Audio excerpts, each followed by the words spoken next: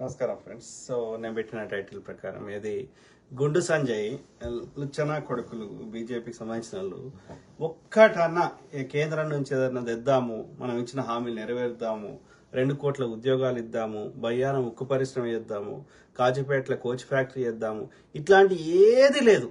ఈ లుచ్చనా కొడుకులు మోసం చేసి గెలిచిండ్రు. ఏది ఇప్పుడు కరీంనగర్కి ఏం తెచ్చిండు బండి సంజయ్ గారు? రే గుండు, ఇప్పుడు కేంద్ర మంత్రి కూడా అయినావు కదరా, ఏం తెచ్చినావురా? వాడు నిజామాబాద్కి ఏం తెచ్చిండు చెప్పండి మిత్రులారా. ఏం దేరు. కానీ పొద్దుగాల లేస్తే మన దృష్టిని వాడి దోపిడి నుంచి దృష్టి మరల్చాలి. ఇవాళ చూడండి, ఇవాళ దేశంలో ఏమైనా కట్టినాయి అంటే కాంగ్రెస్ వాడే కట్టిండు. ఓకే, ఈ బీజేపీ వచ్చినాక కట్టినాయి చెప్పండి. అమ్మినాయి, కూలగొట్టినాయి, కూలుస్తున్నాయి కాకుండా చెప్పండి. ఒక్క మేజర్ ఇరిగేషన్ ప్రాజెక్ట్ పేరు చెప్పండి. లేదు. ఏది కాంగ్రెస్ హయాంలో ఎంత అరౌండ్ 46 రూపాయలు ఉంటే డాలర్కి ఇలా 86 రూపాయలు అయింది. అంటే ఏదైనా వస్తువు వేరే దేశం నుంచి ఇంపోర్ట్ చేసుకోవాలంటే 86 రూపాయలు మనం చెల్లించాలి. అంటే ఒక దేశంలో ఇన్వెస్ట్మెంట్ పెడితే ఆ దేశం వాల్యూ పెరుగుతుంది. అంటే రూపాయలలో, అంటే భారతదేశంలో ఎవరు పెట్టుబడి పెట్టడానికి ముందుకు వస్తలేరు అని అర్థం. డాలర్ విలువ తగ్గుతుంది, రూపాయి విలువ తగ్గుతుంది డాలర్ అంటే దాని అర్థం. అట్లా 86 రూపాయలు అయింది అంటే భారతదేశంలో ఎవరు పెట్టుబడి పెట్టడానికి వస్తలేడు అన్నట్టు. ఎందుకు వస్తలేడు అంటే అశాంతి, అభద్రతాభావము, ఇంకా ఇన్ఫ్రాస్ట్రక్చర్ డెవలప్మెంట్ లేకపోవడము, ముఖ్యంగా మత ఘర్షణలు, యుద్ధ వాతావరణము, వాడు పెట్టిన పెట్టుబడి ఎడబీక్తుంది అని భయము, ఆ యొక్క అభివృద్ధి అందరి చేతిలో పైసలు ఆడితేనే ఆ దేశం యొక్క ఆర్థిక అభివృద్ధి జరుగుతుంది. నువ్వు అందరి చేతుల పైసలు లేకుండా చేసి ఒక అదాని అంబానీ పొక్కల పెడితే అది కుళ్ళిపోతాయి, మనీ డిస్ట్రిబ్యూషన్ జరగదు. సో అంటే వీరి రూపాయి విలువ తగ్గుతుంది అంటే వీరి పరిపాలన అధ్వానంగా ఉంది అని అర్థం. సింపుల్. ఓకే, అర్థమైందా? సో అట్లా నువ్వు ఏ రంగమన్నా తీసుకో. ఇప్పుడు చూడు, ఎన్ని ధరలు పెరిగినాయి. ధరలు పెరిగినంత ఆదాయం పెరిగిందా? ఇన్కమ్ పెరిగిందా? పెరగలేదు.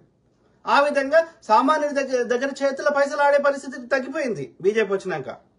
అంటే ఒక పథకం ప్రకారం వాళ్ళు చేస్తున్నారు. ఎందుకని? వీళ్ళందరూ నేను చెప్పినట్టు తినాలంటే 2 రొట్టెలు లేదా 5 కిలోల బియ్యం ఇచ్చే స్థాయికి, అవి మనం ఇస్తేనే తినే బతికే స్థాయికి తెస్తేనే వీళ్ళు చెప్పినట్టు తింటారు. కాబట్టి వీళ్ళ దగ్గర చేల పైసలు లేకుండా చేయాలి. దీన్ని ఏమంటారు? రైతు భావజాలము లేదా పెట్టుబడిదారి వ్యవస్థ అంటారు. అర్థమైందా? అదే లుచ్చ చంద్రబాబు నాయుడు గారు గదే ఇప్పుడు అదే చేస్తుండు, అప్పుడు అదే చేస్తుండు. ఆంధ్రప్రదేశ్ మనకంటే అన్ని రంగాల్లో అధ్వానంగా అప్పుడు ఉంది, ఇప్పుడు ఉంది, ఎప్పుడు ఉంది. వాళ్ళ దగ్గర ఏమి గతి లేకనే మనతోటి పొత్తులో పెట్టుకొని మనం దోసుకున్నారు. ఇక్కడ దోసుకున్నారు, ఇక్కడ ఉన్న సంపదను అక్కడ తీసుకొని అట్లా దోసుకున్నారు. కానీ ఆ దోసుకున్నది పేదోడికి, సామాన్యుడికి ఏంది ఆంధ్రప్రదేశ్లో అయినా అంటే లేదు. మనకంటే అత్యంత వెనుకబడిన ప్రాంతాలు ఆంధ్రప్రదేశ్లో ఉన్నాయి. అంటే నేను ఏం చెప్తున్నా అంటే ఇక్కడ ఓవరాల్ స్టోరీ, బీజేపీ ముండాకొడుకు, ఈ బ్రాహ్మణ పార్టీ ముండాకొడుకు అయినా సరే, ఈ యొక్క ఆంధ్రప్రదేశ్ చెందినటువంటి ఈ కొద్ది మంది దరిద్ర ముండాకొడుకులు, పెట్టుబడిదారి వ్యవస్థ ముండాకొడుకు అయినటువంటి చంద్రబాబు నాయుడు కావచ్చు, ఆ పవన్ కళ్యాణ్ గారు కావచ్చు, ఇంకోటి కావచ్చు, వాళ్ళ దగ్గర పైసలు పెట్టుకుంటారు. సామాన్యులకు పైసలు చెందనివ్వరు. దీన్నే రైతు భావజాలం అంటారు, లేదా పెట్టుబడిదారి వ్యవస్థ అంటారు. నా ఇల్లు ఒక్కడి మంచుకుంటే చాలు, మిగతాడు ఏడనే సావని. అది తప్పురా. ఆ భావజాలం తప్పు. అందరి చేల పైసలు ఆడాలి అనేదే కమ్యూనిజము, సోషలిజము, సామ్యవాదము, లెఫ్ట్ భావజాలము. రైట్ కాదంతా లెఫ్ట్. అందరు బాగా కోరేది లెఫ్ట్. ఓకే, నేను ఒక్కడనే మంచిగా ఉండాలనేది రైట్. ఇదే సింపుల్. కమ్యూనిటీ. నీకు సామాన్యుల భాషలు అర్థం కావాలంటే కమ్యూనిజం అంటే ఏమర్థము? ఏది కమ్యూనిటీ. ఇప్పటికి నేటికి కొన్ని కమ్యూనిటీలు అంటే కొన్ని జాతులు, లంబాడి కానీ, ఇంకో ఎరుకల కానీ, కొన్ని ఇంకా అటవీ ప్రాంతాల్లో ఉన్న చెంచులు కానీ, వాళ్ళు ఎట్లా బతుకుతారంటే ఇది నాది అని అనరు వాళ్ళు. మనది. ఏ సమస్య వచ్చినా అందరిది. అది పైసలు సంపాదించిన అందరిది, ఖర్చు పెట్టాలన్న అందరిది. దాన్నే కమ్యూనిటీ అంటారు. ఒక పెద్ద కుటుంబం లాగా బతుకుతారు. ఆ కమ్యూనిటీ అనే ఫీలింగ్ నుంచి వచ్చిందే కమ్యూనిజం. అందుకే కమ్యూనిజం, ఐడియల్ కమ్యూనిజంలో నాది అనేది ఉండదు, అందరిది, ఒక వ్యక్తిది ఉండదు. కానీ దాని ఇంప్లిమెంటేషన్ లో కొంచెం కష్టం ఉంది. కాబట్టి నాది అంటే అందరూ నిజంగా కష్టపడిన రోజు నిజంగా జెన్యున్ గా వానికి ప్రాబ్లం ఉంటే అర్థం చేసుకుంటాం. కానీ కొందరు అబ్యూజర్స్ దాన్ని అబ్యూజ్ చేయడం వల్ల దాని ఇంప్లిమెంటేషన్ లో కష్టం అవుతుంది. కాబట్టి మధ్య మార్గంగా సామ్యవాదం లేదా సోషలిజం వచ్చింది. సో అయితే అందరి దగ్గర పైసలు ఉండాలి, అందరి దగ్గర కారు ఉండాలి, అందరూ అన్ని విధాల మంచిగా ఉండాలి అని చెప్పడము లెఫ్ట్ భావజాలం కలిగి ఉండడం తప్ప. వాడు ఎల్లిగా మల్లిగా ఇంకోటి అంటుంటే పడాలి, వాని భార్యను రేపు చేస్తే రేపు చేయించుకోవాలి, వాని కొడుకుని జీతం ఉంచితే ఉంచుకోవాలి. అంటే ఒక అద్దాల మేడ ముందు ఒక ఏమంటారు ఒక బిచ్చగాడు ఉంటే వాడు ఏం చేస్తాడు? చూసి ఆకలి తట్టుకోలేక ఏం చేస్తాడు? అద్దాల మేడ మీద రాళ్ళేస్తాడు.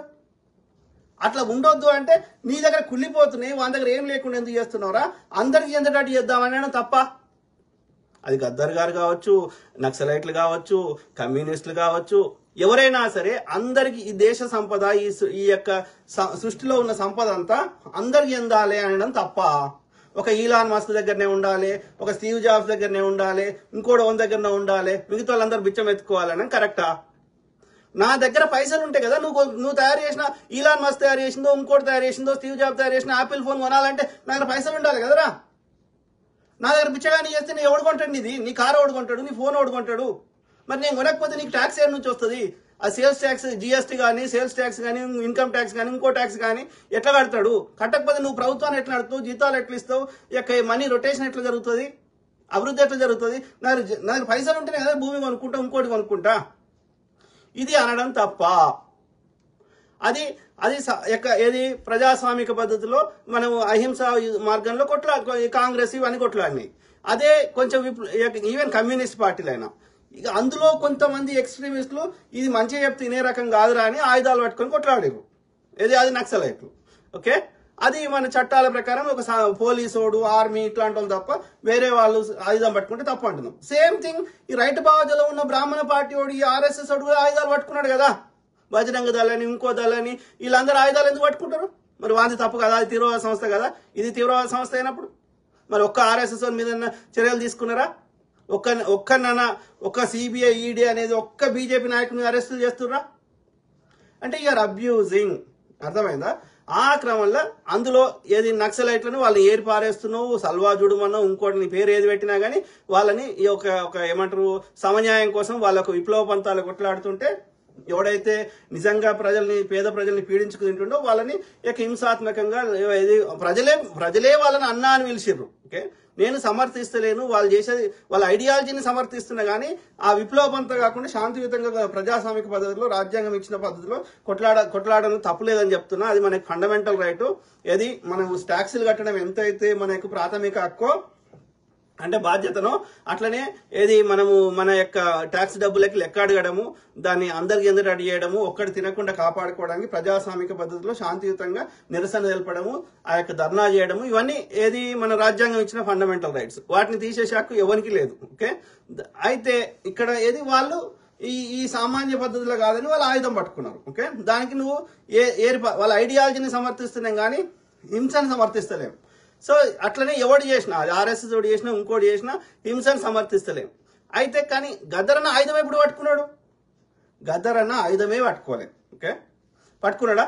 ఆయన ఎప్పుడైనా ఏది పేదోడి తరఫున, సామాన్యుడి తరఫున ఏది ఆయన అందరికీ అర్థమయ్యే భాషలో, సామాన్యుల భాషలో అందరికీ ఆ యొక్క అన్యాయం ఎక్కడ జరుగుతుంది, ఎవడు చేస్తున్నాడు అనేది ఊరూరా గ్రామీణ ప్రాంతాలు కూడా అర్థమయ్యేటట్టు చెప్పిండు. అంతకు మించి ఆయన ఎప్పుడు ఆయుధాలు పట్టుకున్నది బెల్లి వాళ్ళకి పట్టుకున్నదిరా చంద్రబాబు నాయుడుగా? లుచ్చనా కొడుక కాదు. ఈ లుచ్చనా కొడుకు ఎందుకు ప్రభుత్వ రంగ సంస్థలు ఆ మోడీ గారు కానీ, ఇప్పుడున్న మోడీ గారు కానీ, అప్పుడున్న వాజ్పేయి గారు కానీ, లేకపోతే ఇప్పుడు ఈ చంద్రబాబు నాయుడు కానీ ఎన్ని ప్రభుత్వ రంగ సంస్థలు బంద్ చేసిర్రా? ఎందుకని అంటే ఈ ఆల్ ఇన్ వాచెస్ బదులు ఎవందో ప్రైవేట్ కంపెనీ వానికి లాభం రావాలి. అంటే ఆ వచ్చిన లాభం ప్రజలందరికీ ఎందొద్దు, ప్రభుత్వానికి ఎందొద్దు. అర్థమైందా? ప్రభుత్వ రంగ సంస్థలు సంపేసే ఉద్దేశం ఏంటంటే అంబానీ కానీ, అదానీ కానీ, ఇంకోనో చందనా బ్రదర్స్ ఇంకోనో లేపడానికి. అందుకని అప్పుడు వాజ్పేయి గారి హయాంలో ఇదే చంద్రబాబు నాయుడు గారు, ఇది ఇప్పుడు ఉన్నటువంటి మోడీ గారి హయాంలో ఇదే చంద్రబాబు నాయుడు గారు ఇట్లా చేస్తున్నారు. వాడు పక్క రాష్ట్రానికి ఆంధ్రప్రదేశ్ 4 లక్షల కోట్లు ఇస్తే మనమేం పాపం చేసినాం రా? మాకు 1 లక్ష కోట్లు అని ఇయ్యాడా ఇది మోడీ గారు? వానికి 5 అవార్డులు ఇస్తే పద్మ అవార్డులు, మాకు ఒకటని ఇయ్యాడా? ఏది ఒక 4 ఇయ్యాడా? అంటే ఎందుకు ఇవి? మేము కాదా భారతదేశంలో భాగం కాదా ఈ తెలంగాణ? మేము గవర్నమెంట్ ట్యాక్సులు కడతలేమా? మళ్ళీ 2 మంత్రులు ఉన్నారు తెలంగాణ నుంచి, 8 మంది ఎంపీలు ఉన్నారు. ఆంధ్రప్రదేశ్లో 8 మంది ఎంపీలు కూడా లేరు వారు బీజేపీకి. మరి ఎందుకు ఇవ్వవు, మాకెందుకు ఇవ్వవు అంటే ఇక్కడ కాంగ్రెస్ ప్రభుత్వం ఉంది అంటే ఇప్పుడు పార్టీ వేరు ప్రభుత్వం వేరు కదా. నువ్వు ప్రభుత్వంలో ఇప్పుడు కాంగ్రెస్ పార్టీ ఉన్నంత మాత్రమే తెలంగాణ ప్రజలు కేంద్రానికి ట్యాక్సులు కడతలేమో మనం. మనం పెట్టుకున్న వ్యవస్థ ప్రభుత్వం వేరు పార్టీ వేరు కదా. పార్టీ అనేది ఎన్నికలప్పుడు పార్టీ, మిగతా అప్పుడు అది ప్రభుత్వం కదా. ఇప్పుడు తెలంగాణలో కాంగ్రెస్ ప్రభుత్వం ఉంది, కాంగ్రెస్ పార్టీ ఆధ్వర్యంలో నడుస్తుంది ప్రభుత్వం. కానీ అది అందరి కిందనే ప్రభుత్వం, ఓన్లీ కాంగ్రెస్ వాళ్ళకి సంబంధించిన ప్రభుత్వం కాదు. బీజేపీ వాళ్ళకైనా తెలంగాణలో ఉన్న అన్ని 4 కోట్ల మంది ప్రజలకు కాంగ్రెస్ ప్రభుత్వం, ఇక్కడ కాంగ్రెస్ ఆధ్వర్యంలో నడుస్తున్న తెలంగాణ ప్రభుత్వం అది. అర్థమైందా? సిమిలర్లీ బీజేపీ ఆధ్వర్యంలో నడుస్తున్నప్పటికీ అది భారత ప్రభుత్వం. అర్థమైందా? బీజేపీ కార్యకర్తలకు ఏ పథకాలు ఇవ్వడానికి పెట్టిన ప్రభుత్వం కాదు అది. బీజేపీ అనుబంధంగా ఉన్న వాళ్ళకి మోడీని ఆలింగనం చేసుకున్నటువంటి, ఎప్పుడు ఏం మాట్లాడుతాడో తెలియనటువంటి ఒక సిద్ధాంతం లేకుండా చిల్లర కమ్ముడు మందకృష్ణ మాదిగ బీజేపీకి సపోర్ట్ చేస్తే ఆయనకు అవార్డు ఇస్తా లేకపోతే ఇయ్యా, అట్లా ఉండదు కదా. అయినా నీ అవార్డు ఇస్తే ఎంత, ఇయ్యకపోతే ఎంత. కానీ అవమానకరంగా మాట్లాడాల్సిన పరిస్థితిలో గద్దర్ అన్న ఏం చేసిండు, ఏం పాపం, ఎవరికి పాపం చేసిండు? ఎస్, ఆయన పేదోడికి సామాన్యుడికి మద్దతుగా ఉండే లెఫ్ట్ ఐడియాలజీ ఉన్న పార్టీలకు మద్దతు ఇచ్చిండు. దానికి నువ్వు వ్యక్తిగతంగా ఇప్పుడు ఒక పబ్లిక్ ఒపీనియన్ వేరు. ఇప్పుడు నేను మాట్లాడుతున్నా అంటే అది నా ఒపీనియన్. నేను చెప్పింది నచ్చకపోతే నువ్వు చెప్పుకోముచ్చట నీకు నచ్చింది అంతవరకు. కానీ నన్ను వ్యక్తిగతంగా హింస చేస్తా, నా ఆర్థిక మూలాలను దెబ్బ కొడతా, నా కుటుంబ జీవితంలోకి వచ్చి ఇబ్బంది పెడతా అంటే తోలు తీస్తారు. మరి మాకు రారాదా మీ కుటుంబాలకి? మరి అదే కదా. అట్లా నువ్వు ఇట్లా చేస్తే మరి వాడు అట్లా చేస్తాడు. నువ్వు వాడిని ఇబ్బంది పెడితే వాడు ఉట్టినే నక్సలైట్ గాడు, వాడు ఉట్టినే తీవ్రవాది గాడు, వాడు ఇంకోటి గాడు. వాని అమ్మని చంపితే, వాని చెల్లెని చంపితే, వాని ఇల్లు కాలబెడితే, వాని అన్ని ఎత్తుకోపోతే, వాని దారులన్నీ మూసేస్తే ఏం చెప్తున్నాడు? పిరికోడైతే ఆత్మహత్య చేసుకొని చచ్చిపోతాడు. ఇక లేదు అంటే వాడు ఏం చేస్తాడు? తిరిగి కొడతాడు. నువ్వు కొడితే నువ్వేమో చట్టపరంగా కొట్టవచ్చు, కానీ వాడు కొడితేనేమో వాడు యొక్క బాధ, వాని యొక్క నువ్వు 10 కొడితే వాని యొక్క వాని బాధను వ్యక్తపరచడానికి మళ్ళీ తిరిగి కొడితే నువ్వేమంటావు? వాని బాధను వ్యక్తపరచడానికి కొడితే నువ్వేమంటున్నావు? వాడిని తీవ్రవాదం అంటున్నావు. అట్లనే కలుస్తుంది. నువ్వు కొట్టిన దానికి నీ తిరిగి ఇవ్వాలి కదా. కామన్ సెన్స్ కదా. ఆత్మరక్షణ చేసుకోవడం తప్పు కాదు కదా. ఆలోచించండి మిత్రులారా. ఆక్రమణ నేనేం చెప్తున్నా అంటే, గద్దర్ అన్న ఏనాడు ఆయుధం పట్టుకోలేదు. First point. ఓకే, ఎస్, ఆయన శాంతియుతంగా ప్రజలకి సామాన్యుల భాషలో అర్థమయ్యే భాషలో పేదోడి బతుకులు మారడానికి లెఫ్ట్ భావజులను అన్ని పార్టీలతోటి అందరి వ్యక్తులతోటి ఆయన మద్దతు ఇచ్చిండు, ఆయన కొట్లాడిండు. రైట్ భావజాలం ఉన్న నేను ఒక్కనే మంచిగా ఉండాలనేటువంటి బెల్లి లలితక్క ఏం పాపం చేసింది చెప్పండి మిత్రులారు. బెల్లి లలితక్క ఏమన్నది? మా తెలంగాణకు అన్యాయం జరుగుతుందిరా అంటే చంపిస్తాడు ఈ పాడుకో. గద్దరన్నను కూడా చంపే ప్రయత్నం చేసిండు ఇదే చంద్రబాబు నాయుడుకు. అంతకాదు, మొన్న కూడా ఎన్నికల ముందు రాహుల్ గాంధీని ముద్దు పెట్టుకున్నాడు అని చెప్పి ఈ పవన్ కళ్యాణ్ గాడు, ఈ చంద్రబాబు నాయుడు గారు కుట్ర చేసి ఆంధ్రోని యొక్క హాస్పిటల్లో జాయిన్ చేయించి, అది ఎందుకంటే 2 రకాలుగా చంపుతారు. అయితే యాక్సిడెంట్ అని చేపిస్తారు, లేదు అంటే ఈ యొక్క హాస్పిటల్లో జాయిన్ చేసినాక రాంగ్ మందులు ఇచ్చి చంపిస్తారు. అట్లా ఆ 2 విషయాల్లో కేసులు కావు, మిగతా ఎట్లా చేసినా కేసులు అవుతాయి. ఇదే చంద్రబాబు నాయుడు గారు ఏం చేసిండు? ఆయన మాధవ్ రెడ్డి వీనికి పోటీ వస్తాడని చంపించిండు. ఇదే చంద్రబాబు నాయుడు గారు ఎర్రంనాయుడు పోటీ వస్తాడని చంపించిండు. లాస్ట్ కు పార్టీ పెట్టినటువంటి పిల్లనిచ్చిన మామను చంపించిండు. ఎందుకని? వానికి అధికారం ఉండాలి. అధికారం లేకపోతే వానికి మనసున పట్టది. వాడి పొద్దుగాలు వేస్తే కుట్రలు కుతంత్రాలు. వాడు ఎట్లా తింటాడో, ఎట్లా వంటాడో, ఎట్లా చస్తాడో తెలియదు. కానీ ఎవ్వరికి మంచి చేసింది లేదు. వాడు లక్షల ఎకరాలు కబ్జాలు పెట్టి వాడు మనకంట సైబర్ సిటీ కట్టించిండట. మరి మాకు సైబర్ సిటీ కట్టించినప్పుడు నువ్వు ఇప్పుడు మొదటిసారి ముఖ్యమంత్రి అయినావు, రెండోసారి ముఖ్యమంత్రి అయినావు. మరి ఆడ పోలవరం ఎందుకు కంప్లీట్ అయితే లేదు? ఒక సైబర్ టవర్స్ లాంటి టవర్స్ ఆంధ్రప్రదేశ్లో ఎందుకు కట్టలేకపోతున్నావు? నువ్వు అంత శక్తివంతుడు అయితే. చెత్త నా కొడుక, పొద్దుగాలేస్తే ప్రచారము కుట్రలు తప్ప ఎవరికేం చేసిండ్రు? ఏం లేదు. ఒక్క విషయం మీద మాట్లాడమని ఇదే పవన్ కళ్యాణ్ గాని దొంగ బాడుకోవాలి కావాలని కుట్ర ప్రకారం ఆంధ్రోని హాస్పిటల్ తీసుకుపోయి పంపించి, నేను జాయిన్ కానరా అంటే 15 సార్లు రమ్మని ఆంధ్రోడు పిలిచి ఎవడన్నా పిలుస్తాడా? ఆయన ఇష్టం ఉంటే. అందుకే కర్ణాటక పోయో లేకపోతే తమిళనాడు పోయో జాయిన్ అయ్యి హాస్పిటల్ ట్రీట్మెంట్ తీసుకోమంటే ఆయన పెద్ద ఆయనేమో అంత ఆలోచించక గద్దరన్న ఆంధ్రోని దానిలో పోయి ఆయనతో వాడు చంపేశారు. ఇక నుంచి అయినా నమ్మకం రాయ్యా, మన హైదరాబాద్ లో ఉన్నటువంటి మేజర్ అన్ని పెద్ద పెద్ద అన్ని ఆంధ్రోనే ఉన్నాయి. కామినేని, కేర్ హాస్పిటల్, నువ్వు ఏదైనా తీసుకో, అర్థమైందా? హాస్పిటల్ వానే ఉన్నాయి, టీవీ స్టేషన్లు వానే ఉన్నాయి, ఏ టు జెడ్ వాళ్ళే ఉన్నాయి. నువ్వు ఏ పెద్ద వ్యాపారం అనేది తీసుకో, అట్లా కబ్జా పెట్టిర్రు. వీళ్ళు రాకముందు, మనం కంబైన్ కాకముందు మొత్తం మనలో ఉండే, తెలంగాణలో ఉండే. అయితే నిజాం గారు ఎన్నో ప్రభుత్వ రంగ సంస్థలను ఉండే, లేదు అంటే మన తెలంగాణలో ఉండే. ఆంధ్రోడు వచ్చిండు, వాడు అధికారం పట్టిండు, మనని మొత్తం చెరబట్టిండు. భూములు లేకుండా చేసిండ్రు, పార్కులు లేకుండా చేసిండు, చెరువులు లేకుండా చేసిండు, ఒక్క దగ్గర భూమి వదిలిపెట్టలే. ఆడంత వీకిండ్రా అంటే ఇంకేమైనా కొంచెం ఉందిరా అంటే ఈడు దొర వచ్చిండు, కేసీఆర్ దొర వచ్చి వాడు వీక్కిపోయిండు. ఏం పాడైందిరా ఇప్పుడు? 100 కోట్లకి ఎకరం ఉందంట, అమ్ముతాంరా. కేసీఆర్లు వచ్చినా కొడుక, కేటీఆర్లు వచ్చినా కొడుక, 100 కోట్ల ఎకరం కొనుక్కో, ఇప్పుడు మేము అమ్ముతాం. నువ్వు బాడకవు పొద్దుగా లేస్తే అంటే బతకనియొద్దా? తెలంగాణ ప్రజలు బతకొద్దా? ఆలోచించండి మిత్రులారా. అట్లా ఈ బండి సంజయ్ గారు ఒక ఏది కేంద్రం నుంచి ఒక నిధులు తెచ్చింది లేదు, ఒకటి ఏదైనా మనకు కావాల్సింది ఒకటి మంచి చేసింది లేదు, కాడ కొట్లాడింది లేదు. చెప్పులు మోసుడు తప్ప నీకేమైనా తెలుసారా? చెప్పులు మోస్తే వీడేమో చెప్పులు మోసిండు ఈ గుండు సంజయ్ గారు, ఏ విషయం మీద అవగాహన లేదు. వాడు ఏమో కిషన్ రెడ్డి గారు ఆ బీజేపీ ఆఫీస్లో టీలు కాఫీలు అందించిండు. ఒక్క విషయం మీద అవగాహన లేని పాడుకోవాలి. ఎవ్వరికి నువ్వు ఎవ్వన తీసుకో బీజేపీలో, అర్థమైందా? అట్లా చేస్తే వీళ్ళు చెప్పినట్టు వింటారు, ఇంటి ముందర కుక్క లెక్క పడి ఉంటారు అని చెప్పి వాడు ఇక మన శైలి అధికారం మన శైలి ఉన్నట్టు ఉంటుందని ఏదో బిచ్చం కుక్కలకు బొక్కలేసినట్టు, విశ్వాసం ఉంటే బొక్కేసినట్టు వీనికి అది పదవి వేసిండు. ఆ పదవి అంటే తెలుసా? ఆ పదవికి ఏమి బాధ్యతలు ఉంటాయి తెలుసా? కాదు, ఒక్కటన్నా తేవచ్చు కదా. వాడు 4 లక్షల కోట్లు తెస్తే నువ్వు 1 లక్ష కోట్లన్నా తేవచ్చు కదరా. తేరు వాడు మనకి భూమి మీద చంద్రమండలం మీద మనకు జాగిపిస్తాడంట ఈ బండి సంజయ్ గారు. వాళ్ళ నాయన అంట ఇరిగేషన్ డిపార్ట్మెంట్లో టీచర్గా పనిచేసిండంట. అంటే ఏం చెప్తున్నాయి ఇవన్నీ అంటే వానికి ఏ విషయం మీద అవగాహన లేదు. ఓకే, అర్థమైందా? ఇక వాడిని ఏది అమిత్ షా కానీ బూట్లు ఎత్తినోడు రేపు ఇంకోటికి అడుగురా అంటే అడగడా? వాని కొడుకునియో బిడ్డయో లేకపోతే వాళ్ళ మన్మలయో డైపర్లు ఎత్తమంటే ఎత్తుతాడు వీడు. ఆ స్థాయి బతుకు నీది. నువ్వు ఏ విషయం మీద అవగాహన ఉందని మాట్లాడతావురా? ఏ విషయం మీద లేదు, రాసి పెట్టుకోండి. ఓకే, ఇట్లాంటి బాడకవులంట వాడికి ఏ చిన్న పొరగాళ్ళు గ్లోబల్ వార్మింగ్ గురించి అస్సాంలో వరదలు ఎందుకు వస్తున్నారా వీళ్ళ పొరగాడు అడిగితే వాడేమంటాడు, నీకు చిన్నప్పుడు సర్ది కాలే ఇప్పుడు సర్ది అవుతుంది అంటాడు మోడీ గారు. వానికే అవగాహన లేదు, వీనికే అవగాహన లేదు. అంటే ఒక ఎడ్డి నా కొడుకులు వానికి చూడకపోతే ఏం ముచ్చడం మాట్లాడలేడు. ఇప్పటివరకు ఒక ప్రెస్ కాన్ఫరెన్స్ రాలే. గట్టర్లకి వెళ్ళి మోరీలకి వెళ్ళి అంట వాడు గ్యాస్ తీసి గ్యాస్ తోటి షాయి చేసిండంట. ఎవరికి రా చెప్తుండు? ఆడ రైల్వే స్టేషన్ అప్పుడు వాడు చిన్నగా ఉన్నప్పుడు ఆ రైల్వే స్టేషనే లేదు. అట్లా ఫేక్స్ వాడు ఏదైతే సర్టిఫికేట్ అంటుండో ఆ సర్టిఫికేట్ అది అప్పుడు ఆ యూనివర్సిటీ లేదు. అంటే నోరు తెరిస్తే అబద్ధాలు, ఏ విషయం మీద అవగాహన లేదు.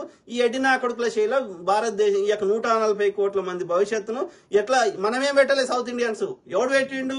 ఆ నార్త్ ఇండియన్ ఎడ్డినా కొడుకులను. వాళ్ళు ఏం చదువుకోలేదు, ఎడ్డి గోదలు ఉన్నారు. అక్కడ ఎడ్డినా కొడుకులు ఈ జనాభా మనకంటే ఎక్కువ ఉన్నది. వాళ్ళు ఈ ఎడ్డినా కొడుకులకి లొంగిపోయి లేకపోతే ఆడ కుట్రలు చేసి లేకపోతే వాళ్ళని బెదిరించి సిబిఐ ఈడీ అని ఏదో రకంగా అక్కడ ఇట్లా అధికారాన్ని మోసం చేసి ఈ చంద్రబాబు నాయుడు గారు మొన్న సపోర్ట్ చేయకపోతే రాకపోమన్నా. అర్థమైందా? ఆలోచించండి మిత్రులారా. సో గద్దరన్న గురించి ఒకటే చెప్తున్నా, ఆయన ప్రజలకు ఈ దేశ సంపద ఈ యొక్క రిసోర్సెస్ అన్ని అందరికి చెందాలి కాబట్టి ఆ చెందడానికి కావాల్సింది పేదోడి సామాన్యుడి యొక్క వాని బాధని తన కవిత్వం రూపంలో చెప్పిండు, అందరిని చైతన్యపరిచిండు. అంతవరకే. ఆయన ఎన్నడూ ఆయుధాలు పట్టలేదు, ఎవరిని ఆయుధాల మీద విప్లవ పంతాలో కొట్లాడమని చెప్పలేదు. ప్రజాస్వామిక పద్ధతిలో భారత రాజ్యాంగం అనుకరించినటువంటి డాక్టర్ బాబాసాహెబ్ గారు చెప్పినటువంటి శాంతియుత మార్గంలోనే పోరాడమని గద్దరన్నదే చెప్పిండు. డాక్టర్ బాబాసాహెబ్ అంబేద్కర్ గారు కూడా ఎప్పుడు ఆయుధాలు పట్టుకోమనిలే, చదువుకోమన్నాడు. Gun పట్టుకోమనిలే, pen పట్టుకోమన్నాడు. చదువుకోమన్నాడు. చదువుకొని విషయ పరిజ్ఞానం చేసుకొని అట్లా ప్రజాస్వామిక పద్ధతిలో కొట్లాడమన్నాడు. కానీ ఏనాడు గన్ను పట్టుకోమని చెప్పలే బాబాసాహెబ్ గారు. అర్థమైందా?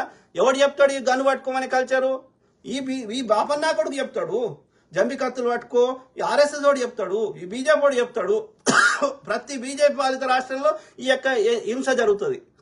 ఎన్ని రకాలుగా భారతదేశంలో ఇప్పటివరకు అన్ని దాడులు నేను రాసిస్తా. కాంగ్రెస్ ప్రభుత్వాన్ని కూల్చడానికి లేకపోతే హిందూ ముస్లిం అనేటువంటి ఫీలింగ్ తేవడానికి ఈ బాపను వాడు కొట్టి ముస్లిం కొట్టడానికి దుష్ప్రచారం చేసిండు. మహాత్మా గాంధీని చంపి వాడు సుంతి వేయించుకొని టోపీ పెట్టుకొని మహాత్మా గాంధీని చంపి బాపన్నా కొడుకు ఉత్తర భారతదేశం తెల్ల ఆర్య బాపన్నా కొడుకు ఏది ముస్లిం చంపిరని దుష్ప్రచారం చేసి వీధులలో స్వీట్లు పంచుకున్నారు వీళ్ళు. అంటే వీళ్ళ కల్చర్ ఏందో అర్థం చేసుకోండి.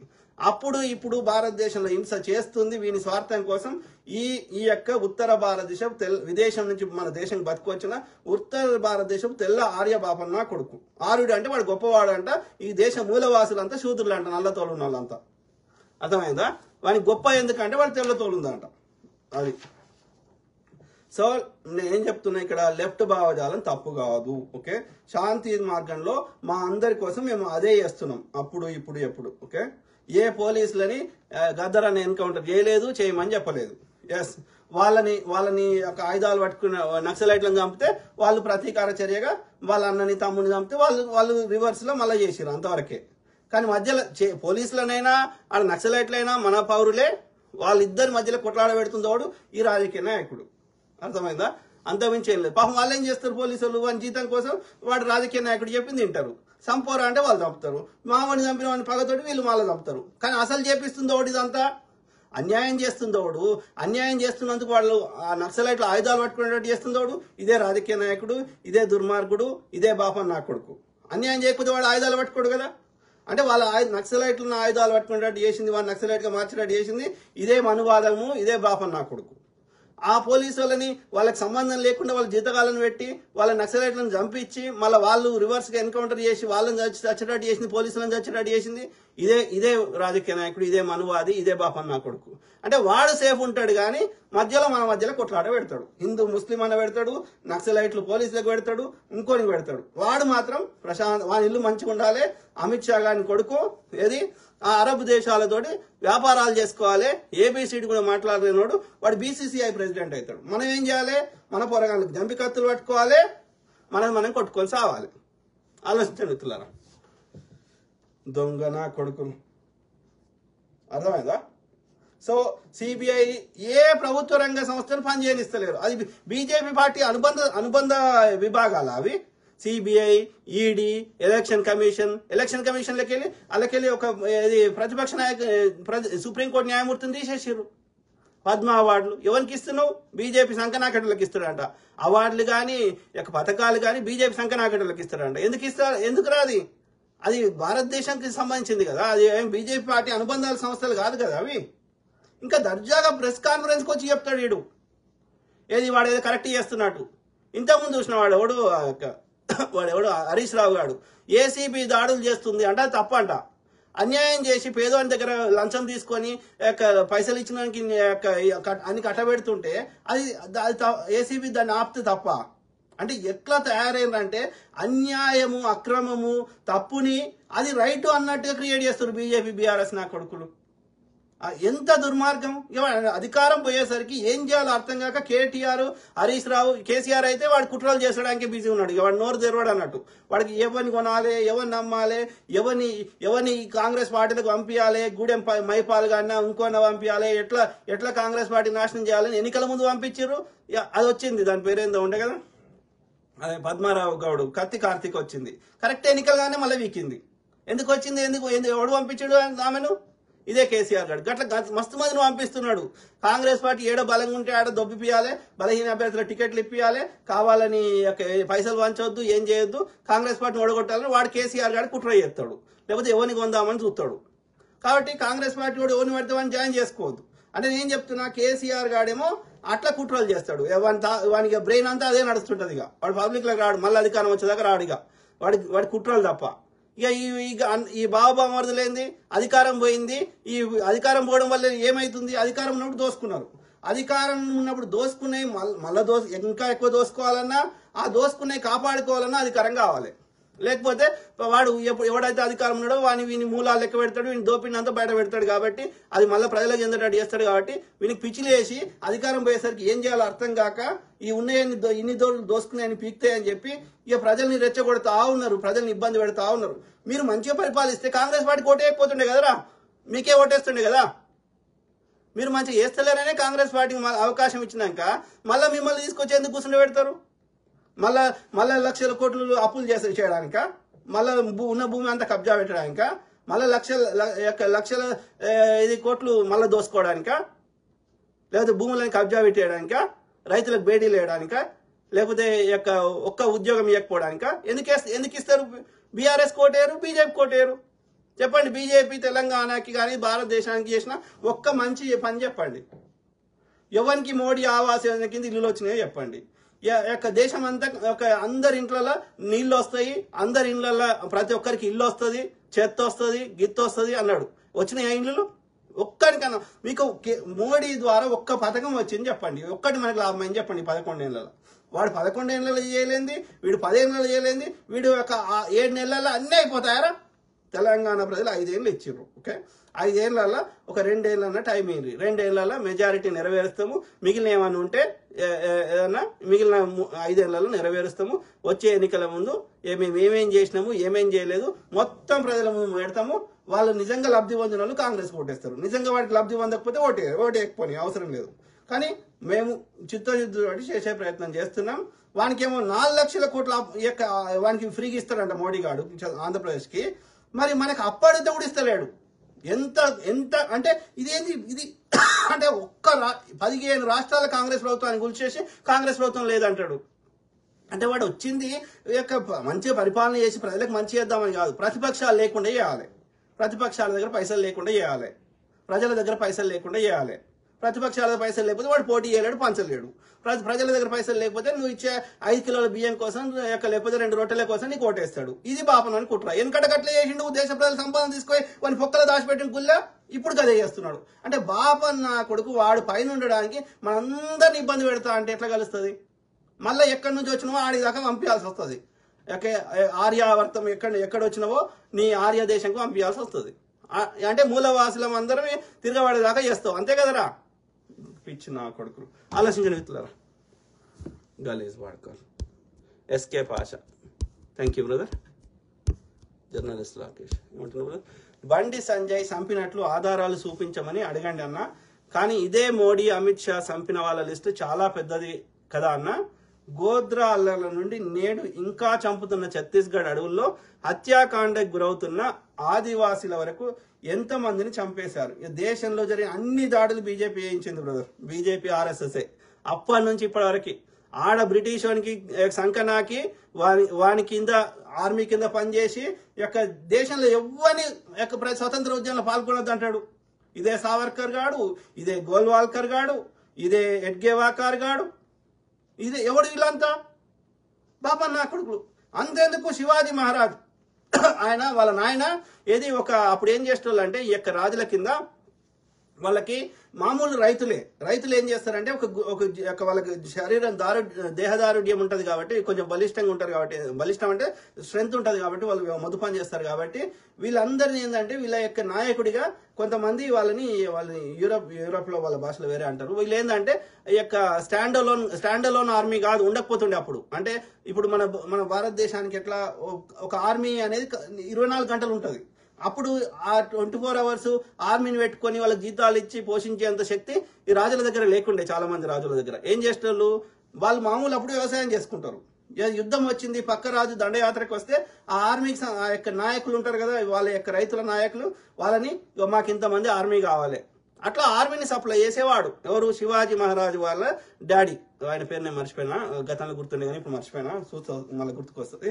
సో అయితే వాళ్ళ నాయన అట్లా చేస్తే ఆ యొక్క తండ్రి నుంచి నేర్చుకున్నటువంటి ఆ యుద్ధ పటిమలతోటి ఆయన యొక్క గొరిల్లా యుద్ధ నైపుణ్యాలు ఇవన్నీ నేర్చుకున్నాడు శివాజీ మహారాజు గారు. నేర్చుకుని ఆయన బీసీ. సో ఆయనకు పట్టాభిషేకం చేయాలని ఇదే బాపనోడు. ఓకే, సో ఆయన అట్లా ఆయన యొక్క రాజ్యాన్ని ఏర్పాటు చేసుకున్న తర్వాత ఎవడన్నా శివాజీ మహారాజు సంబంధించిన ఎవరన్నా తర్వాత రాజ్యం వెళ్ళిరా మీరు చెప్పండి. పేరుకు వాళ్ళకు ఒక రాజ్యము అని ఛత్రపతి అని రాసిండ్రు తప్ప రాజ్యం పరిపాలన వాళ్ళు చేయలే. వాళ్ళకింత నెలకింత వాళ్ళకి పెన్షన్ టైప్ ఇచ్చిండ్రు, కానీ రాజ్యం ఓడి చేసిండు. ఎలాంటి యుద్ధం చేయనటువంటి, యుద్ధ నైపుణ్యం లేనటువంటి ఆ యొక్క చిత్లవన్ బాపనోడి చేసిండు. ఒకనేమో సతారాలో కూర్చుండే పెట్టిండు ఛత్రపతి శివాజీ ఒక వారసుని, ఇంకో వారసునేమో ఆయన యొక్క రాయగఢ్లో కూర్చుండే పెట్టిండు. పరిపాలన ఏ నుంచి జరిగింది? పూనా నుంచి జరిగింది. ఎవడు చేసిండు? ఈ పేష్వాలు చేసిండు. ఎవడు పేష్వాలు? మొత్తం బాపనోడే. ఎవరన్నా తీసుకో, బాజీరావు ఇంకో రావు, అంత బాపనోళ్ళు. ఉత్తర భారతదేశం తెల్ల ఆర్య బాపన్న కొడుకులు. ఇప్పుడు మీరు సినిమాలు చూడండి, ఎవరిని వస్తాయి సినిమాలు? ఎంతో మంది కొట్లాడారు బ్రిటిషానికి వ్యతిరేకంగా. టిప్పు సుల్తాన్ కొట్లాడిండు. టిప్పు సుల్తాన్ మీద సినిమాలు వస్తాయా? రావు. యొక్క ఆమె పేరేంది, ఆ యొక్క అవధ్ యొక్క రాణి ఉండే ముస్లిం బేగం హజ్రత్ మహల్, ఆమె లాస్ట్కు నేపాల్కు వారిపోయింది. వస్తుంది ఆమె మీద సినిమా? రాదు. ఝాన్సీ లక్ష్మీబాయిని కాపాడడానికి ఆమె చిన్న రాజ్యం ఝాన్సీ అనేది యొక్క మరాఠాల కింద. ఓకే, సో ఉత్తరప్రదేశ్ మధ్యప్రదేశ్ బార్డర్లో వస్తుంది. సో అక్కడ ఆమెను కాపాడడానికి ఒక దళిత మహిళ ఆమె యొక్క ఆమె కోసం ప్రాణాలు అర్పించింది. జజ్జరీ బాయ్ అంటే ఆమె వస్తుందా సినిమా మీద? ఆమె పేరు మీద సినిమా వస్తుందా? ఆమె యొక్క ఆర్మీ అధ్యక్షుడు ఎవరు? మీర్ బక్షి, ముస్లిం. ఇప్పుడు ఝాన్సీకి పోండి, ఝాన్సీ లక్ష్మీబాయి పక్కకు ఆమెది కూడా ఉంటుంది, ఆయనది కూడా ఉంటుంది సమాధి.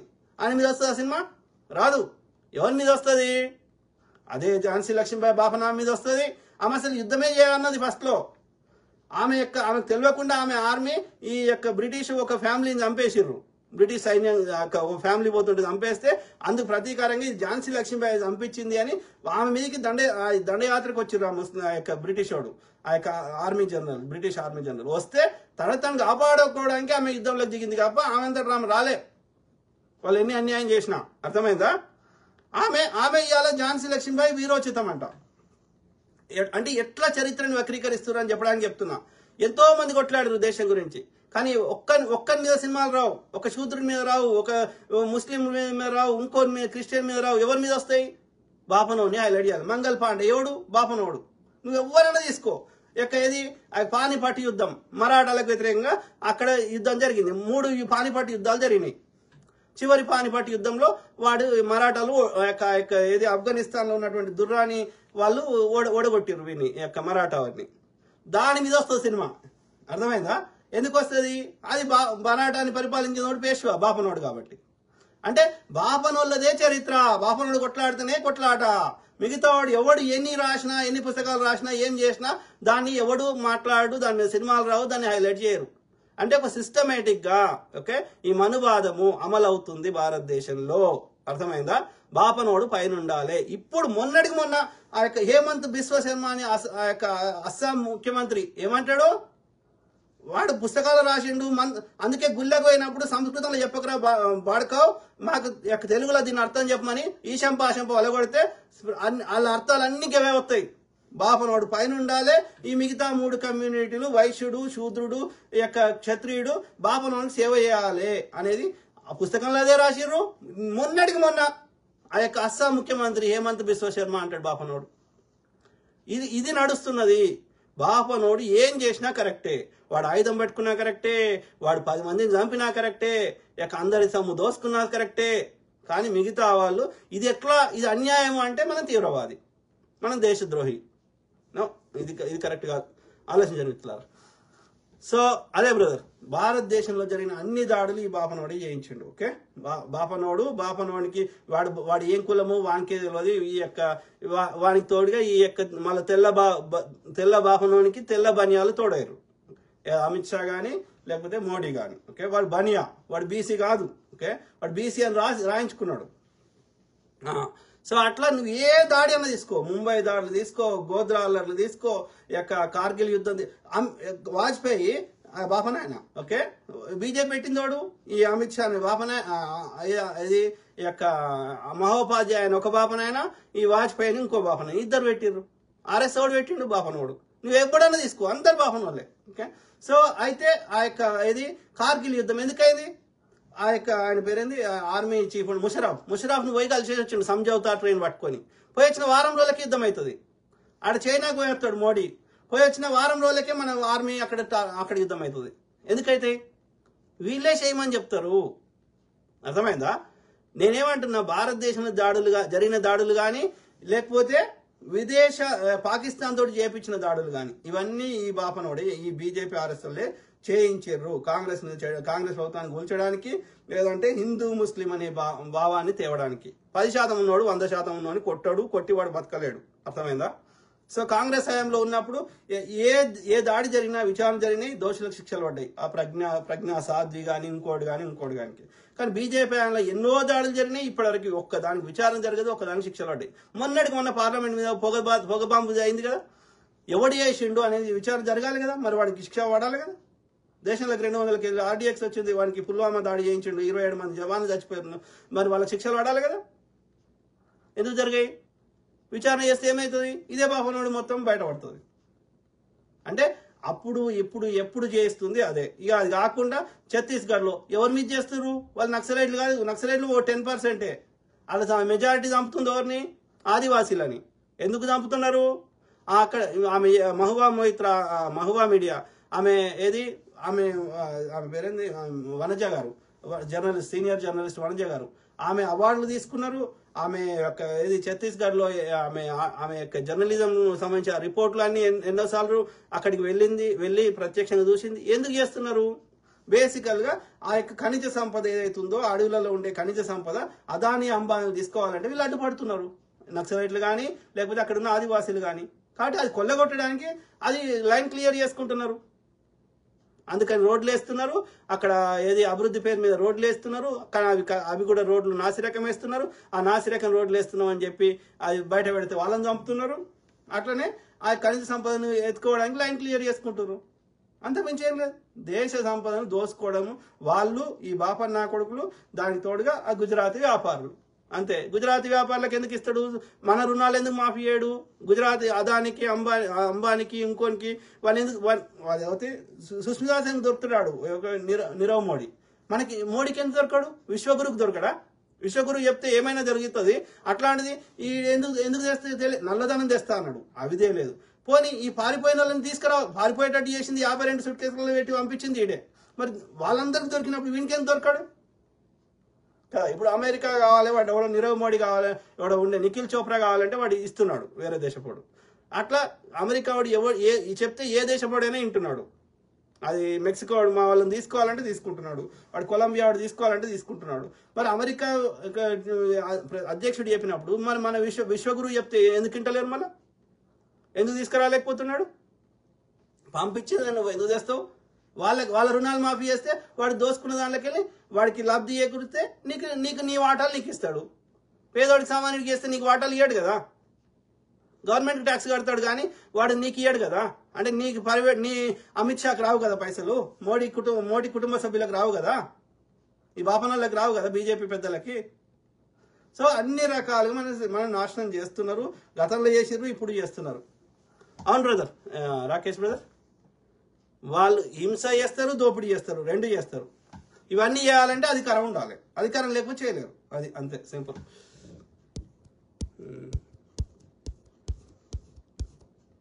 సో అది మిత్రులారా, మాట్లాడదాం. పెడతాడు, ఇబ్బంది పెడతాడు, ఒక్కరిని పెడతాడు, ఇద్దరిని పెడతాడు, ఎంతమందిని పెడతాడు, కొట్లాడుతూనే ఉందాం. జర్నలిస్ట్ రాకేష్, ఇన్ని రోజులు తెలంగాణలో బీసీ కులగణన కోసం ఉద్యమం జరిగితే ఒక్క రోజు కూడా కనబడని ఈ గుండు సంజయ్ ఇప్పుడు స్థానిక సంస్థల ఎన్నికలు దగ్గర పడుతున్నాయి కాబట్టి మళ్ళీ ఇలాంటి కామెంట్స్ చేసి వార్తల్లోకి రావడానికి కథలు పడుతున్నాడు అంతే అన్న. అదే బ్రదర్, నేనేమంటున్నా అంటే వాళ్ళు కామెంట్ చేయడానికి కారణం ఏంటంటే వాళ్ళ సిద్ధాంతం ఏంటంటే ఒక కుక్కను చంపాలంటే అది మంచి కుక్క అనుకో, చంపితే ప్రజల నుంచి రియాక్షన్ వస్తుంది. కాబట్టి ఆ కుక్క పిచ్చిది అని ముద్ర వేయాలి ఫస్ట్. వేస్తే ఆ తర్వాత కుక్కను చంపినా ఎవ్వడు సప్పుడు చేయడు, ఎందుకు చంపినామని అడగడు. అందుకని ఆ యొక్క పిచ్చి కుక్క అని ముద్ర వేయాలంటే వాళ్ళ యొక్క వాళ్ళ చరిత్రని. అందుకే చూడండి, డే టు డే ప్రజా సమస్యల మీద బీజేపీ కూడా మాట్లాడు. నువ్వు వాట్సాప్లో చూసుకో, ఏడైనా చూసుకో, ధరలు పెరిగిన దాని గురించి మాట్లాడరు, మేక్ ఇన్ ఇండియా గురించి మాట్లాడరు, 2 కోట్ల ఉద్యోగాల గురించి మాట్లాడరు, 35 రూపాయలకు పెట్రోల్ గురించి మాట్లాడరు, కోచ్ ఫ్యాక్టరీ గురించి మాట్లాడరు. డే టు డే మనకు జిఎస్టీ 39% అయినా మాట్లాడరు. డే టు డే ప్రజా సమస్యలు మాట్లాడరు. ఏం మాట్లాడతారు? అయితే హిందూ ముస్లిం అని మాట్లాడతారు, లేదు అంటే చరిత్ర మీద బురద వెళ్తారు. గాంధీ ఎవరికో పుట్టిండు, లేకపోతే గాంధీ బట్టలు వేసుకోలేదు, లేకపోతే నెహ్రూ ఎవరికో పుట్టిండు, ఇదే ఎంతసేపు చరిత్ర మీద బురద వెళ్ళాలి. మళ్ళీ అందులో అన్న 1% అన్న వాస్తవం ఉంటుందా? ఉండదు. అది గతాన్ని మనం మార్చలేము. ఒకవేళ నిజమైనా వాడు చెప్పింది నిజమైనా మనం మార్చలేము కదా. మార్చలేని దాని గురించి రోజు మనం అప్పుడు ఏమైందో అయింది, అది అయిపోయింది. దాని గురించి ఇప్పుడు ఎందుకు కొట్టుక కావాలి అంటే నేను ఏం చెప్తున్నా అంటే ఇక్కడ ఓవరాల్ స్టోరీ వాని సిద్ధాంతం ఏంది అంటే అక్కడ ఆల్టర్నేటివ్ లేదు. కాబట్టి నేను ఎంత దుర్మార్గునైనా ఎంత దోసుకున్నా నాకే ఓటేయాలి. అందుకని నెహ్రూ ఎవరికో పుట్టిండు, లేకపోతే గాంధీ జాతిపితనే కాదు, లేకపోతే అంబేద్కర్ గారు అసలు ఇది కాదు ఇంకోటి కాదు, ఊకే అంబేద్కర్ అని ఎందుకు అంటారు, లేకపోతే గద్దర్ అన్న ఇంకోటి, ఇట్లా చరిత్ర ఇట్లా బురద అల్లాలి. చల్లితే ఇక ఆల్టర్నేటివ్ లేదు కాబట్టి బండి సంజయ్ గారు ఏమి లేకున్నా మొత్తం మోడీ గారు అన్ని దోసుకున్నా నాకే ఓటేస్తారని వాళ్ళ కుట్ర. కానీ అంత ఎట్టినా కొడుకులో ఒకరు లేరు కదా, అందుకే దక్షిణాదులు వస్తలేరు కదా. ఎందుకంటే విద్యా జ్ఞానం ఉంది, ఎడ్యుకేషన్ పర్సంటేజ్ ఎక్కువ ఉన్నది, దాంతోపాటు విషయ పరిజ్ఞానం ఉంది, పోరాటే పటిమ ఉంది, అన్యాయాన్ని సహించని శక్తి ఉన్నది, కమ్యూనిస్టు భావజాలం ఉన్నది, లెఫ్ట్ భావజాలం ఉంది. కాబట్టి దక్షిణాదులు వస్తలేరు, తమిళనాడులో వస్తలేరు, కర్ణాటకలో వాడు లింగాయతుల మధ్యలో కులాల మధ్యలో కొట్లాడి పెడితే ఒకసారి వచ్చారు కానీ మళ్ళీ వస్తలేరు, తెలంగాణలో వస్తలేరు, ఆంధ్రప్రదేశ్లో ఎడ్డినా కొడుకులు ఎక్కున్నారు కాబట్టి ఆ చంద్రబాబు నాయుడు సంకనాకిటోడు వాడు మోసం చేసి వచ్చిండు కానీ ఆ జీవీఎంల ద్వారా, లేకపోతే అక్కడ కూడా వచ్చే పరిస్థితి లేదు. కానీ ఏది ఏమైనా బీజేపీ దక్షిణాదులు లేదు. ఉత్తరాదిలో ఎడ్డినా కొడుకులు పాపం అక్కడి ప్రజలు అమాయకులు ఉన్నారే, ఎడ్డినా కొడుకులు ఉన్నారు. మళ్ళీ ఈస్ట్లో వస్తలేదు, తూర్పులో వస్తలేదు, పశ్చిమాన వస్తలేదు, మరియు పైన వస్తలేదు, 4 దిక్కులు వస్తలేదు. మీరు గమనించండి, 7 వస్తుంది, ఇంకా మధ్యలో వస్తుంది. అర్థమైందా? యూపీ ఇది బీహార్లో మళ్ళీ రాదు.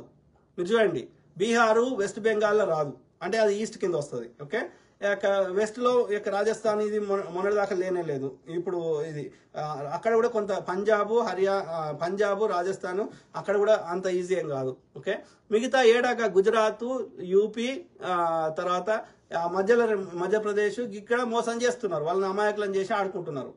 అక్కడ కూడా కాంగ్రెస్ బలంగా ఉండే కానీ అక్కడ సిబిఐ ఈడీ అని బెదిరించి కాంగ్రెస్ ఉన్న అందరినీ అలా తీసుకుపోయి అట్లా మోసం చేసి ఆడ కొంత మోసం చేసిండ్రు. అంతే తప్ప అంత ఈజీ అంటే అక్కడ కూడా కరెక్టే, కాంగ్రెస్ కరెక్ట్ కొట్లాడితే ఆడ కూడా వచ్చే పరిస్థితి లేదు. కేంద్ర రాజధాని ఢిల్లీలోనే వస్తలేరు వాళ్ళకి నిజంగా మంచిగా పరిపాలించి వచ్చేవాళ్ళు కదా. వాడు మోసం చేసి రావడం మీద సిబిఐ ఈడీ అని అడ్డం పెట్టి వాడిని బెదిరించి తీసుకోవడమే తప్ప మహారాష్ట్రలో ఎట్లా వచ్చిండు? సిబిఐ అని బెదిరించి వాళ్ళందరినీ వాని పార్టీలో జాయిన్ చేసుకున్నాడు కదా ఎన్నికల ముందు. అట్లా మోసం చేసి వచ్చిండు కదా, ప్రజలు ఎన్నుకోలే వాడిని, ఎన్నుకోరు. ఎందుకంటే నువ్వు ఏం చేసినావు చెప్పు. మోడీకి ఇది చేసిండు ఒక్కటి చెప్పండి. వాట్సాప్లు తీయండి, ఏముంటాయి? కాంగ్రెస్ మీద బురద వెళ్తారు, లేదంటే హిందూ ముస్లిం అని చెప్తారు. 10% మంది ముస్లిం అని దోషగా చూపెడతారు ప్రతిదానికి. అంతే తప్ప ఆర్మీ వించేయాలి ఉంటుంది, పోలీసోడు వించేయాలి ఉంటాడు, ఆర్ఎస్ఎస్ పారామిలిటరీ దళాలు ఉంటాయి, చెడ్డీ గ్యాంగ్ ఉంటుంది. మళ్ళీ 80% మంది భారతదేశంలో హిందువులు ఇంతమంది ఉండగా 10% కూడా వచ్చి మనం కొట్టిపోతాడంట. ఇవన్నీ చెవులు రా పూలు పెడుతున్నావు, వాడెందుకు కొడతాడు? దొంగ నా కొడుకు. అదే బ్రదర్, ఎందుకు చేస్తారు అంటే చరిత్ర మీద బురద అల్లాలి. ఓకే, ఇప్పుడు మందకృష్ణ అని లేపుతారు. ఎందుకని? ఆడు మోడీని కౌగలించుకున్నాడు కాబట్టి వాడి మాదిగోళ్ళ ఓట్లు మేమే ఇస్తా అని వీడేదో వానికి వీడు చెప్తే ఓడినాడు. మాదిగ సోదరులు వినరు కానీ వాడు నిజంగా ఓట్లాడంటే ఎప్పుడో వచ్చేది వర్గీకరణ. ఓకే, అది వచ్చింది లేదు, పీకేది లేదు. అది వాడు ఇయ్యాడు, అది ఇచ్చినా ఎవరికేది ఏం లేదు. వాళ్ళ 15% వాళ్ళకి వస్తాయి. అది వీళ్ళకి అప్పుడు ఎప్పుడో చెప్పారు, అది కమిషన్ పైన మర్చిపోయినా, ఒకరికి 7%, ఇంకొకరికి 8% ఏదో చెప్పారు. సో అది 11%, 7% సంథింగ్. అది ఎట్లయినా వెనక ముందు అయ్యేది, ఎవడు వ్యతిరేకిస్తలేడు దాన్ని. కానీ వీడు చెప్తే మాదిగ సోదరులు ఓటేస్తారని వాడు అనుకుంటున్నాడు. కానీ మందకృష్ణ చెప్తే ఓడినాడు, వీడు చిల్లర కమ్ముడు పెట్టాడు, అందరికి తెలుస్తుంది. తెలంగాణ శ్యామ్ పగిడిపల్లి ఇక నుంచి అవి పద్మశ్రీ అవార్డులు అనడం మానేసి బీజేపీ పువ్వు గుర్తు అవార్డులు అని ప్రకటిస్తే బాగుంది. అవు బ్రదర్, అది బీజేపీ అనుబంధ అవార్డులు, బీజేపీ అవార్డులు, లేకపోతే బ్రాహ్మణ ఏమంటారు ఎర్రి పువ్వు, లేకపోతే ఏమంటారు మాది కమలమే కదా, ఎర్రి పువ్వే ఏమంటారు కదా. తెలంగాణ శ్యామ్ పగిడిపల్లి గద్దరు ఉస్మానియా యూనివర్సిటీలో ఇంజనీరింగ్ చదువుకున్నాడు. వీళ్ళు మోడీ చదువుకున్నా అంటాడు, సర్టిఫికెట్లు బయట పెట్టాడు. బండి సంజయ్ అయితే చదివే రాదు, వాళ్ళకి చదువుకోలేదు బ్రదర్. బండి సంజయ్ గారు చదివింది లేదు, పీకింది లేదు. కిషన్ రెడ్డి గారికి ఊరాదు ఆరాదు. వీడేమో చెప్పులు మోస్తాడు, వాడేమో ఏది షాయిలు అందించేటోడు. ఇక వాడైతే మోడీ అయితే వాడి జీవిత చరిత్ర ఏంది, వాడే 3వ తరగతి 5వ తరగతి చదివినాడు. ఓకే, తర్వాత ఇక ఈ ఆర్ఎస్ఎస్ అని తిరుగుకుంటూ పోయినాడు. పోయి ఇంట్లోకి పెళ్లి చేసుకున్న 3 నెలలకే పారిపోయాడు, ఇంట్లోకి వెళ్ళిపోయి ఆ యొక్క సన్యాసిగా 2 ఏళ్ళు తిరిగేసి వచ్చి ఆ తర్వాత వాళ్ళ మేనమామ దగ్గర షాప్లో కిరాయి ఉన్నాడు. కిరాయి ఉంటూ ఆ పని చేసుకుంటూ ఇక ఆర్ఎస్ఎస్లోనే తిరుక్కున్నాడు. ఇక తర్వాత ఇక ఆ పని కూడా మనకి బద్ధకం అయిపోయి ఏం చేసిండు, ఈ ఆర్ఎస్ఎస్ని తిరుక్కుంటూ కూర్చున్నాడు. అంతమించి వాడు చేసింది ఏం లేదు. ఇక భార్యను వదిలేసిండు, మీ సొంత ఇంటికి పో అన్నాడు. వాళ్ళు మళ్ళీ ఈడు 2 ఏళ్ల తర్వాత వచ్చి మళ్ళా నువ్వు ఏలుకో అంటే నాకు కాదు అని ఆర్ఎస్లోకి వెళ్ళిపోయాడు. వెళ్ళిపోతే ఇక ఆమె అప్పటి నుంచి ఒంటరిగానే ఉంటుంది జషాదాబాయ్. ఆమె టీచరు, ప్రైవేట్ స్కూల్లో, ప్రైవేటో గవర్నమెంటో. సో ఆమె రిటైర్ అయిపోయింది, ఆమె టీచర్గానే అట్లనే ఉంటుంది. ఈమె పేరు ఇక పెళ్ళి అయింది కాబట్టి ఈయన పేరు పెట్టుకుంటా అంటే పెట్టుకోనియలేదు. వాళ్ళ అమ్మ చచ్చిపోతే కూడా రానియలే ఆమె వాళ్ళ చుట్టాలింటికి అమెరికాకి పోతా పాస్పోర్ట్ ఆమె అప్లై చేస్తే ఆమె పాస్పోర్ట్ కూడా రిజెక్ట్ చేసిండు. అంత పగ పెట్టుకున్నాడు ఆమె మీద. ఎందుకు పెట్టుకున్నాడో భగవంతుడు తెలియాలి. కానీ వానికి ఏం రాదు. వాడు ఏ సర్టిఫికేట్, ఫేక్ సర్టిఫికేట్ మీద రాసిండో ఆ యొక్క యూనివర్సిటీ, అది లేనే లేదు ఢిల్లీలో. ఆ యూనివర్సిటీ లేదు, ఆ కోర్సే లేదు. అప్పుడు ఆ యూనివర్సిటీ లేదు. తర్వాత యూనివర్సిటీ ఉంది కానీ అప్పుడు ఆ కోర్సు లేదు అక్కడ. ఎంఏ పొలిటికల్ సైన్స్ ఏదో. బండి సంజయ్ అయితే చదువే రాదు. చదువు కరెక్ట్. కిషన్ రెడ్డికి చదువు వచ్చినా వానికి చదువు ఏం రాదు, వానికి కూడా ఏం రాదు, చదువే రాదు. కానీ చిన్నప్పటి నుంచి కరెక్ట్. ఛాయలు అందించేటోడాడు. ఛాయలు అందిస్తే వాడిని అట్లా వాడు గుర్తించిండు, వీడు చెప్పుడు మోసిండు. మనమే చూసినాం కదా. దొంగ నా కడుపు ఏమంటున్నాడు. తెలంగాణలో మందకృష్ణ అన్నతోని అదేవిధంగా తీన్మార్ మల్లిగానితో కాంగ్రెస్ ప్రభుత్వం పైన వ్యతిరేకత పెంచి కూల్చేయాలని కుట్ర చేస్తా ఉన్నారు. Correct brother. ఈ తీన్మార్ మల్లిగాడు వాడు మరి వానికి ఏం పైసలు ఇచ్చిర్రో, లేకపోతే వీడేంటి నా కొడుకు, లేకపోతే వీనికి కులం ఫీలింగో మున్నూరు కాపని ఏదో వాడిని ఏదో కథలు పడ్డారు. అవును, వాస్తవం. వానికి కావాలని ఇలా పంపించి కాంగ్రెస్కి, మళ్ళీ కాంగ్రెస్ ద్వారా ఆయనతో తిట్టియడము. ఈయన పేరేంది, ఆయన ఉన్నాడు కదా ఆయన, వీళ్ళందరూ చిల్లర. నాకు అర్థమైంది ఏంది అయితే, వీనికి రేపు బీజేపీ ప్రభుత్వం వస్తే వీనికి ఏదైనా మంత్రి ఇస్తా అని ఏదైనా హామీ ఇవ్వడం, ఏదైనా పెద్ద పదవి ఇస్తా అని. లేదు అంటే తెలంగాణలో బీజేపీ చెప్పి మీకు పదవి ఇస్తాం, లేదు అంటే పైసలు ఇస్తాం. రెండింటి ఏదో ఒకటి, గంతే, అంతకుమించి ఏం లేదు. ఆయన మొన్న 15 ఏళ్ళు కాంగ్రెస్లో ఉన్నాడు, కాంగ్రెస్ సిద్ధాంతం నచ్చినోడు. పొద్దుగాలు వేస్తే కాంగ్రెస్ని విమర్శిస్తాడా? మన ఆయన పేరేంది, ఆయన పొద్దుగాలు వేస్తే తిడుతున్నాడు ఆయన, మర్చిపోతే. కొంతమంది ఉన్నారు ఇక ఏంటంటే, కొంతమంది చిల్లర కమ్ముడు పోతారు, వాని కోసమే చూసుకుంటారు. ఇక అలా దళితులలో కొద్దిమంది ఉన్నారు. ఇక మందకృష్ణ లాంటి వాడు, జడ్సన్ 15 ఏళ్ళు కాంగ్రెస్ లో పట్టుకొని ఉన్నాడు అంట. పొద్దుగాలేసి కాంగ్రెస్ తిడతాడా? పొన్నాల లక్ష్మయ్య సిగ్గుచరం లేనోడు, కాంగ్రెస్ లో 2 సార్లు మంత్రి అయినోడు, కాంగ్రెస్ సిద్ధాంతం నచ్చనోడు కాంగ్రెస్ లో గన్నేళ్ళు ఉంటాడా? ఇలా పొద్దుగాలేసి కాంగ్రెస్ తిడుతున్నారు వీళ్ళు. శ్రవణ్ దాస్ అంటే వాని చిల్లర. కేసీఆర్ గారు వాడిని దోపిడి దాంట్లోకి వెళ్ళి ఇస్తున్నాడు. 1,00,000 కోట్లు దోసుకున్న దాంట్లోకి వెళ్ళి వీనికి 2 కోట్లు, వీనికి ఎన్ని ఇచ్చిండు? శ్రవణ్ దాస్ 3 కోట్లు 5 కోట్లు ఇచ్చిండు. వాడు నోరు మూసుకున్నాడు, వాడు పాట పాడుతున్నాడు. అట్లా పొన్నాల లక్ష్మయ్య గారు ఈడ కాంగ్రెస్ లో ఎంతనో అది పదవులు అనుభవించిండు, అన్ని చేసిండు. పిసిసి ప్రెసిడెంట్ అయిండు. ఓకే, అన్ని చేసుకొని మళ్ళీ పోయి పొద్దుగాలేసి కాంగ్రెస్ తిడుతున్నారు. అంటే వీళ్ళు తల్లి పాలు తాగి నువ్వు పాలే వేయలేదు అమ్మ అని రొమ్ము గుద్దే రకాలు వీళ్ళు. ఇక వాళ్ళకి దేవుడు అనేటోడు, ప్రకృతి అనేది ఉన్నది, వాళ్ళకి శిక్ష పడాల్సినప్పుడు పడుతుంది. ఇక ఏమంటున్నప్పుడు నవీన్ అలబోయిన, నిజానికి వీడొక ఐటమ్ గాడన్నా, వాడు కామెడియన్. నేనేమంటా అంటే బండి సంజయ్ గాడు ఒక కామెడియన్. అప్పుడు వాడు ఆయన ఉంటుండే కదా, ఆయన పేరేంది, అది ఆగ్రహం సినిమాలు కొట్టుకుంటూ రామిరెడ్డి లాగా అనిపిస్తాడు నాకు. రామిరెడ్డి ఎట్లయితే కమెడియనో వీడొక కమెడియన్, అంతే, అంతమించి ఏం లేదు వాడు. నిజానికి వీడొక ఐటమ్ గాడన్నా చంద్రుని మీద మనకి భూమి ఇప్పిస్తాడంట వాడు. ఏం చెప్పాలి నేను, ఎవరికి చెప్తున్నావు? ఇక ఇలాంటి ఐటంగాలు ఉన్నన్ని రోజులు రాజకీయాలు డైవర్షన్ చేయడానికి జోకర్ గాన్ లాగా మంచిగా వాడుకుంటున్నారని. కరెక్ట్. ఇక్కడ రారు వాళ్ళు రారు కానీ కావాలని అట్లా ఏమంటారు, అది ఇబ్బంది పెట్టడం అంతే. తెలంగాణ శ్యామ్ పగిడిపల్లి ఏమంటున్నారు, ఇదే నక్సలైట్ భావజాలం ఉన్నటువంటి పవన్ కళ్యాణ్ ని పొత్తులో ఎలా చేర్చుకున్నారు? వానికి ఏ భావజాలం లేదు. పవన్ కళ్యాణ్ అనేటువంటి అధికార భావజాలం తప్ప ఏ భావజాలం లేదు. ఎస్, నక్సలైట్ భావజాలం తప్పు కాదు బ్రదర్. నక్సలైట్ పంతా తప్పు. ఏది ఆ యొక్క ఆయుధం పట్టుకునే వరకు తప్పు, కానీ మిగిలినదంతా తప్పు కాదు. ఆ భావజాలం తప్పు కాదు. లెఫ్ట్ భావజాలం, కమ్యూనిస్ట్ భావజాలం, ఈ దేశ సంపద యొక్క ప్రకృతి సంబంధించిన సంపద అంతా అందరికి చెందాలనడం తప్పు కాదు. అర్థమైందా? నాకేమంటే తప్పు. ఏ నక్సలైట్ నా దేశంలో ఉన్నదంతా నాకేమని అంటలేడు. ఇది అందరిదిరా, నువ్వు ఒక్కని దోసుకోకురా అంటున్నాడు. ఓ దొరా నువ్వు దోసుకోకురా, ఇది అందరిది, అందరికి ఎందాలి అంటున్నాడు. గంతే. వాళ్ళు నిజంగా వాళ్ళకే కావాలనుకుంటే వాడు లగ్జరీ లైఫ్ గడుపుతాడు కదా. ఏడ ఉంటాడో, ఏడ పోతాడో, ఎప్పుడు చేస్తాడో తెలియకుండా గాడిలలో తిరిగాడు కదా, రోగాలతోటి, ఆ యొక్క ప్రాణభయంతో. కాబట్టి వాళ్ళ సిద్ధాంతంలో లోపం లేదు.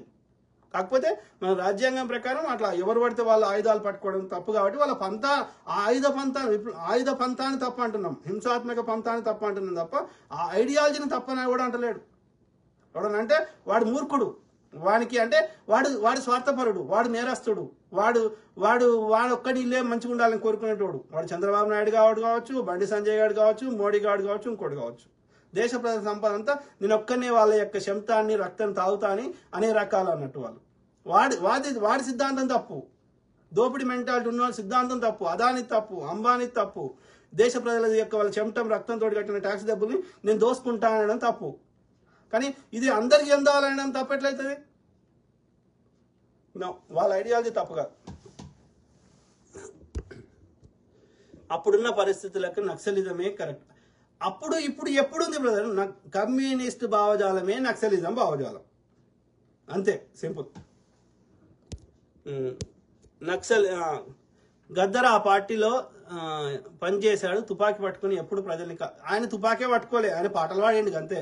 ఓకే, కాల్చలే.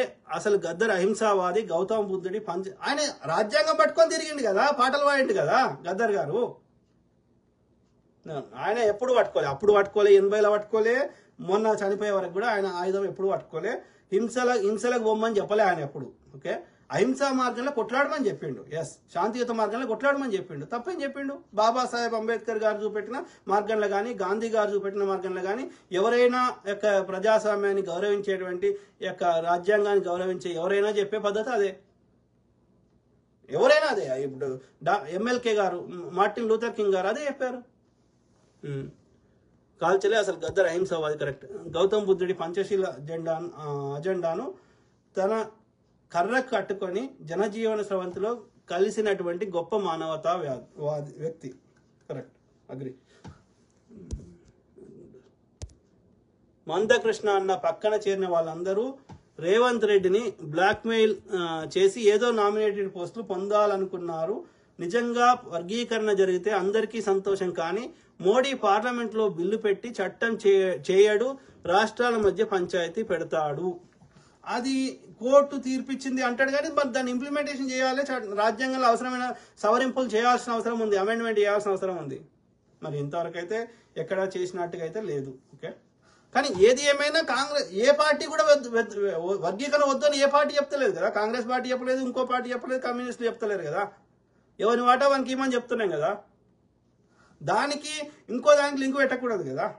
ఏం లేదు, అక్కడ అగ్రిమెంట్ కుదిరింది. ఆడి ఇచ్చేది ఏందో పీకేది ఏందో ఆ వర్గీకరణ తర్వాత. కానీ ఈ మాదిగ సోదరుల ఓట్లు నేను ఏ ఇస్తా అని వీడి చిల్లరనో తీసుకున్నాడో, వీనికి ఇంకేమని ఇచ్చిర్రో. ఓకే, సింపుల్ అంతే, అంతమించి. తెలంగాణ శ్యామ్ పగిడిపల్లి. మరి భారతదేశంలో RSS ABVP గుండాలు క్రైస్తవ ముస్లిం ప్రజల్ని చంపుతుంటే దాన్ని ఏమంటారు? ఎంతో మందిని చంపారు. ఈ ముస్లింలు క్రైస్తవులే కాదు, హిందువులను కూడా వాళ్ళే చంపారు. సాధ్య మిత్రులారా, మాట్లాడుతూనే ఉంటా, ప్రతి అంశం మీద అవగాహన చేస్తా, దాంతో పాటు మీ తరఫున వాయిస్ ఇస్తా. I give voice for voiceless. Okay, ఇబ్బంది పెడితే పెట్టుకొని ఎవడైనా వీకేది వెనక ముందు. ఓకే, వాడు ఉంటాడా? బండి సంజయ్ గారు, మోడీ గారు ఉంటాడా? ఇంకా 5 ఏళ్ళకు 10 ఏళ్ళకు పోడా? మొన్న వాజ్పేయి చచ్చిపోలే, ఆ గోల్వాల్కర్ గాడు ఉన్నాడా? లేకపోతే వాడు RSS స్థాపించినవాడు ఎడ్గే వాకార్ గాడు ఉన్నాడా? ఎవడు ఉంటారా? మరి అందరు వీకేదానికి ఎందుకురా? తోటి మానవులను ఇబ్బంది పెట్టి, తోటి మానవులను చంపేసి, వాళ్ళ యొక్క సంపదను దోసుకొని, పొద్దుగాలేసి అబద్ధాలు చెప్పి ఒక కృత్రిమ లైఫ్ బతికి అదొక బతుకా? ఆలోచన జరుగుతున్నారా? ఓకే, సర్వే జన సుఖినో భవంతు. God bless all. Take care. Good night. Bye.